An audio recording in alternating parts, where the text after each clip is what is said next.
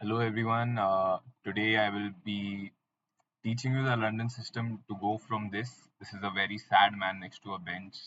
He's looking at the sunset and he's very sad and lonely and he has no one to love. And I will teach you how to go from this to this. See, this is a very happy man that is holding the hand of a very beautiful woman. Okay, near the sunset, which is very metaphorically happy. Yes, so I will teach you this, and this is using the London system. Okay, this is the London system. Okay, this is the London system. Now, okay, so now you might be wondering how the opponent got your queen. It's because the opponent played the London system. Okay, I will. Okay, wait. This is okay. There's some. Wait a minute. Wait a minute. Okay, there's something wrong. Something wrong in the system, bro. Okay, now the most basic idea of the London system is making this pyramid. Okay, this pyramid makes it so that it is very difficult for black to invade inside your structure, and this makes it very difficult for the black bishop to invade anywhere basically. So the first move of the London system is this. It is d4. The queen's pawn moves 2 steps forward. Then suppose your opponent plays this, which is, well, it's just placing the pawn in front of the other pawn. Yes, well, that's how chess works sometimes. And then you push out this bishop. See, the order of the moves is does not have to be the same always. You can change it based on how your opponent is playing or the position. Suppose your opponent played something goofy like this. You cannot just wait a minute. Yes, so see, suppose your opponent plays something like some goofy ass, some goofy opening like this. You cannot just play this. Okay, he'll just take your bishop. Okay, that's not good. That's not good. Yes, you'll just lose a piece for no reason. Actually, I'll just show you the setup first for the London system. The knight comes out over here. The G square knight comes out to F3. Okay, you push this pawn, you bring this bishop out to D3 in front of the queen. Okay, the light square bishop goes in front of the queen usually. Depends on the position, of course. You push this pawn, bring the queen behind. In some cases, you can try to lift the queen and attack the square with both the bishop and the queen to create checkmate threats. Okay, I'll show you the idea of that later. Then you bring this knight to protect this knight, and like uh, see, usually openings involve this, like bringing the knight here because it allows for more center control. But the London system involves this, which is not exactly bad. It is just a different idea. And then you can castle either this way or you can castle this way. Okay, it depends on your opponent and their position, of course. I actually prefer to castle this way for when I was taught the London system, I was told that this is how it's played, so that's how I do it. Like, there's nothing wrong with this, but in some cases, it does end me in some deep water. It does. So this is the basic setup of the London. There's also the Jobawa London um, that involves bringing this knight out over here. Okay, so there's different variations of the same opening. You just have to depends on the need of the position, depends on you as a player, what you want to play. If you know what your opponent is going to play, you can prep against them. Like what happens on the higher levels, like at the GM level, sometimes people prepare specific openings just to counter the openings of their opponent. Okay, so a lot of preparation is involved. So now suppose you play this, your opponent plays this. you play this, your opponent plays this, which is a very common move. But I mean, bringing out the knight is considered to be a better move. Like, see, in the opening principles of chess, bringing out the knights first is very crucial, and well, it is very basic. So if you are very new to chess, bringing out the knights first is usually considered to be a good idea because you get control over the center very fast. Then suppose you play this, okay? Your opponent plays this. You play this. Your opponent goes here. It is essential that you do not take this bishop over here, okay? This is not good. This is very bad, okay? If you take this, why would you do that? You do not. There's no reason to do that. Just go back or just stay here. Staying here just does. There's no problem with staying here. Suppose your opponent takes, you take. You have control over this whole file. You'll eventually have control over this whole file. See, you control this square already three times. Three times. Once, twice, thrice.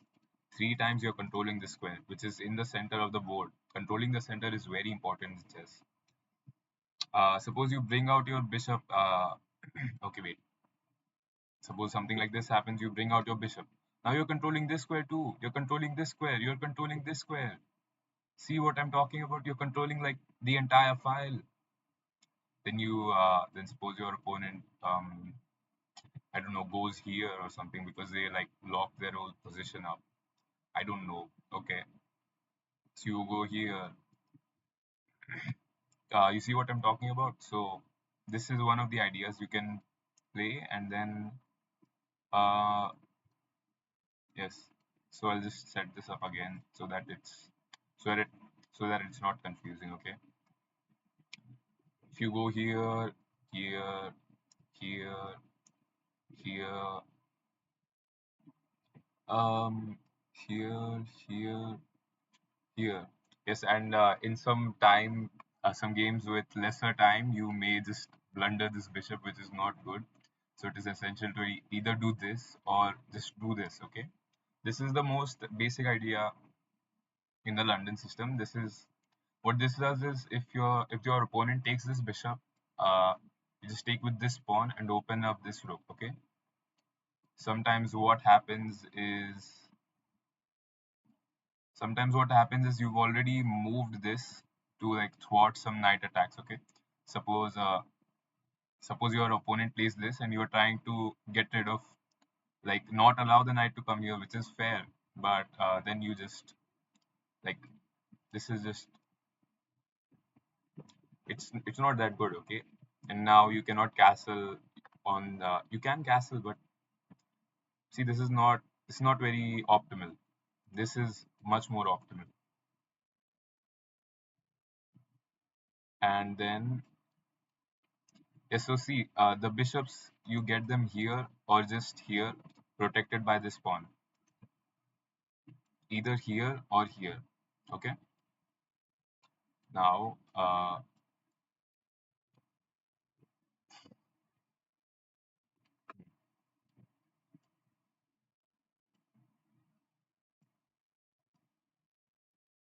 okay, wait.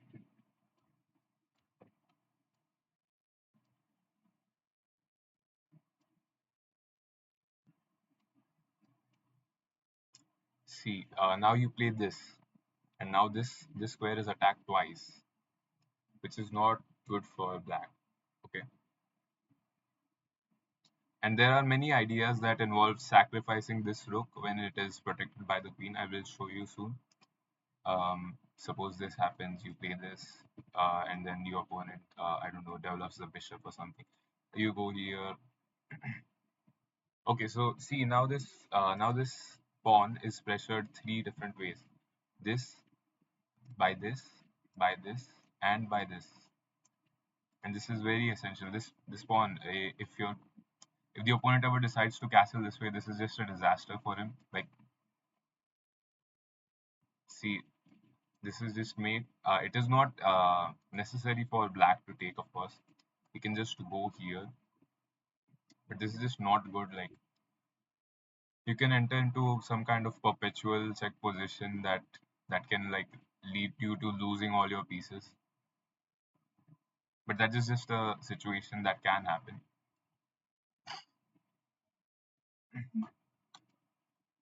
And this actually happens in a lot of positions. The opponent just doesn't look at your threats sometimes, and this happens usually around the 1000 level. Okay, like not 1500, 1800, 90, not at that level, but at the 1000 level, people just undermine the opponent's threats and just don't give them enough weight. Now your opponent can choose to attack you like this. You can just bring the bishop over here. Yes, like it's knight versus bishop, but you get a very big advantage over here.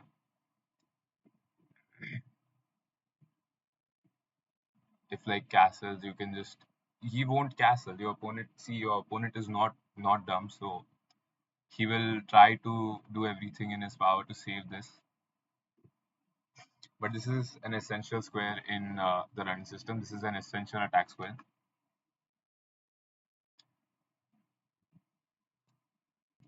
Okay, and this is a very basic trap in the running system. Suppose this is the position you ended up in.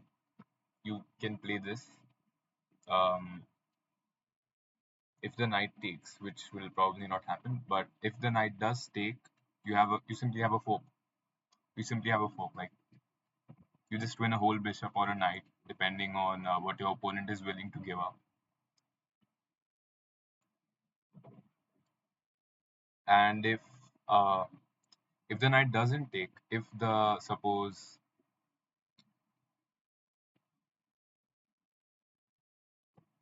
yes, so if what happens is the bishop takes, you don't have a fork now, but if you do this, you can run the knight out, and this is kind of unfavorable for black.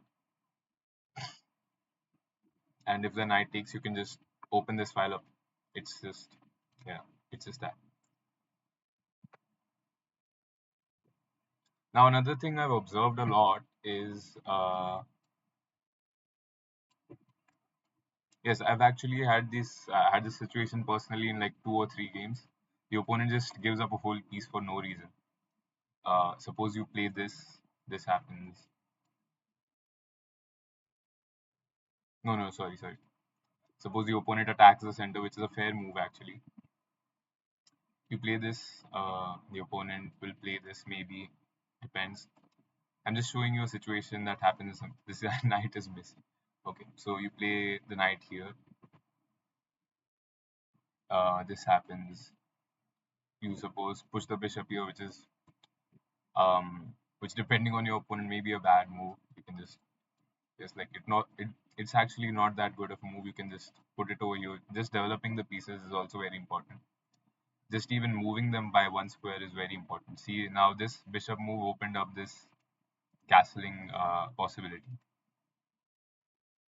Suppose this happens, I move the bishop here just now. Suppose this happens, I do this, and this happens. Okay. Now the same idea, you do this, and sometimes if you're lucky, your opponents will do this. Okay.